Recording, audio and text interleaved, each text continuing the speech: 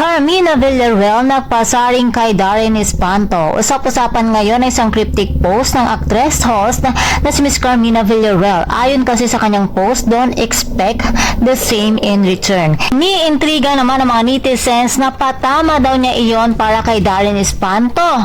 Matatandaan kasi sa naging panayam ni Darren sa ABS-CBN News na sinabi nitong single siya at mag-best friend lamang sila ni Cassie Legaspi.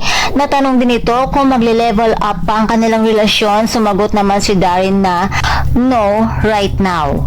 Kamakailan din lamang isa si Jillian Ward sa Kapuso Star na naging guest sa It's Showtime. Sa segment na karaoke, sina Darren at Jillian ang magkapartner doon. Napansin naman ng mga netizens na may chemistry daw ang dalawa. Kaya naman, pinaplanuhan na ang kanilang gagawing collaboration. Nagsiselos nga ba si Cassie kay Jillian? Kaya to the rest back ang kanyang inang si Carmina? Alam naman natin na isa si Carmina na kilala natin na pinoprotektaan at handang ipagtanggol ang kanya mga anak. Pero wala pa namang patunay kumpara nga ba kay Darren Espanto ang kanyang cryptic post. Kaya naman mga chikadoras, abangan na lamang natin kung saan nga ba hahantong ang usaping ito.